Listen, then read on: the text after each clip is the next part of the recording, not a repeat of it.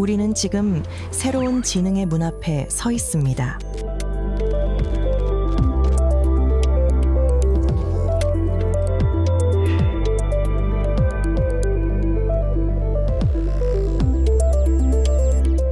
답보다 질문이 더 중요한 시대.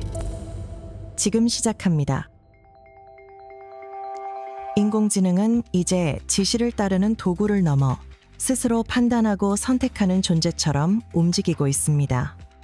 보조에서 주도로 넘어간 이 변화는 각 분야의 연구와 산업을 어디까지 밀어올릴까요? 기계공학뿐만 아니라 이제 모든 공학 분야에서 이제 다 같은 맥락인데 크게 네 가지가 있습니다. 제일 첫 번째는 다 누구나 알고 있는 산업혁명이고, 그 증기기관이 개발이 됐고, 그게 이제 인간의 노동력을 기계로 대체할 수 있는 그게 최초의 어떤 큰 혁명이었고, 두 번째로는 이제 전기가 도입되면서 어떤 동력기관을 증기가 아닌 전기로 이제 동력을 낼 수가 있게 되었죠. 세 번째는 이제 컴퓨터가 개발이 되고, 그다음에 그 컴퓨터를 이용해서 이제 유한 요소 해석이라 그러는데, 어떤 굉장히 복잡한 물체나 어떤 구조나 아니면 유체역학적인 물의 흐름 이런 거를 계산을 할 수 있게 됐습니다. 예측을 할 수 있게 된 거죠. 앞으로 어떤 게 이렇게 설계하면 이렇게 될 것이다. 마지막 네 번째는 이제 CAD/CAM이라고 그 컴퓨터 에이디드 디자인, 그다음에 컴퓨터 에이디드 매니팩처링이라고 그러는데, 그런 컴퓨터 발달로 이제 손으로 예전에 다 도면 그렸던 거, 그런 것들이 이제 전부 다 컴퓨터로 대체가 돼서 이제 다 디지털화가 되고, 그래서 거기에 도면에서부터 제작까지 이게 다 일련의 과정으로 됐습니다. 그래서 그게 이제 AI가 거기에 준하는 어떤 혁명적인 발전이 아닐까 그렇게 생각을 하고 있습니다. AI는 공학에서 생명과학까지 연구의 방식 자체를 다시 쓰고 있습니다. 수년 걸리던 과정이 이제는 몇 번의 시뮬레이션으로 가늠되죠. 연구실은 조용하지만 변화는 거세게 일어나고 있습니다. AI의 발전으로 교수님들께서 연구하시는 분야에 어떤 변화가 생겼는지 궁금합니다. 저희 생명과학 분야에서도 AI 시대에 굉장히 많은 변화들이 일어나고 있습니다. 생명과학이라고 하면은 여러분들 주변에 살아있는 생명체들이 어떻게 그 생명을 유지하는지에 대해서 연구하는 학문이라고 생각하시면 되는데요. 저는 주로 동물 쪽 분야에서 연구를 했었고요. 특히 그 중에서도 에너지 대사와 면역 반응의 상관관계에 대해서 주로 연구를 많이 해왔습니다. 첫 번째는 저희가 단백질의 구조를 3D 입체 구조를 좀 더 쉽게 예측할 수 있게 되었다는 점입니다. 예전 방법으로는 엑스레이 크리스탈로그래피라고 해서 단백질을 순수 정제를 해서 그 단백질을 크리스탈로 만든 다음에 그 크리스탈을 엑스레이 분석을 통해서 구조를 보는 방법이었습니다. 근데 이 방법 같은 경우에는 한 단백질의 구조를 보는 데에 3년, 4년 또는 그것보다도 더 오래, 어떤 경우는 아예 볼 수가 없는 경우들도 있었습니다. 이러한 부분들에 있어서 AI를 이용한 알파폴드라는 시스템이 생겼고요. 거기에는 우리가 관심이 있는 유전자 이름만 넣으면 단백질 구조를 예측해주는 프로그램입니다. 이 시스템 AI를 이용해서 많은 단백질들의 구조를 매우 빠르게 알 수 있게 되었다는 장점이 있습니다. 실제로 저도 이제 초음파 구동기를 이용해서 그런 입자들을 움직이는 그런 연구를 하고 있는데, 소위 예를 들어 X, Y, Z 방향, 그런 방향으로 이동은 가능합니다. 근데 그게 실제 이제 인체 내에 들어갔을 때는 안에 뭐 혈류도 다 다르고 안에 뼈도 있고 이래서 화장으로 그 구조체를 움직이는데 굉장히 어려움이 많습니다. 실제로 이제 손으로 직접 조정을 해서 원하는 곳에 가기는 거의 불가능한 상태인데, 최근에 이제 그 AI 강화 학습을 이용을 해가지고 여러 가지 제약을 주고 거기에 대해서 이제 시뮬레이션 훈련을 해서 이제 어떤 경로만 찍으면은 그 경로에 따라서 그 초음파 파장을 알아서 만들어내서 장애물을 다 피해서 원하는 곳으로 그 로봇을 보내는 그런 기술들이 지금 최근에 개발이 됐거든요. 그래서 이러한 것도 하나의 예시처럼 AI를 통해서 저희가 눈으로는 구별하기 어려웠던 차이점들을 분석을 해서 어떤 패턴을 읽어내면 그게 저희가 연구하는 데 있어서 놓치기 쉬운 부분들을 좀 알 수 있는 장점이 있지 않을까 생각합니다. 하지만 모든 도구가 그렇듯 AI가 보여주는 놀라운 능력 뒤에는 여전히 비어있는 공간들이 존재합니다. 빠르게 진화하지만 완벽에 도달하지는 않은 지점들 말이죠.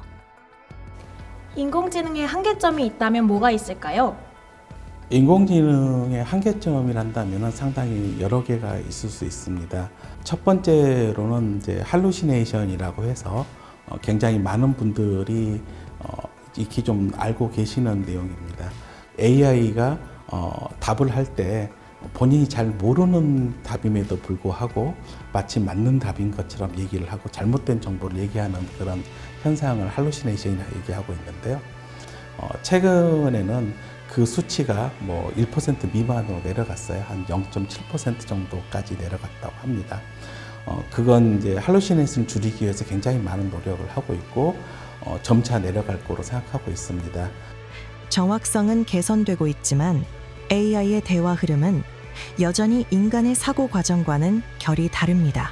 AI와 사람 간의 얘기를 하다 보면은 앞에 했던 말을 잊어버리고 다시 얘기를 하거나 혹은 뭐 다른 방향으로 얘기를 하거나 이런 경우가 꽤 많이 있습니다. 이게 어떤 추론의 일관성이 없다. 혹은 뭐 그렇게 좀 표현을 하는데요. 결국 문제는 정보의 양이 아니라 무엇이 더 중요한가를 가려내는 능력입니다.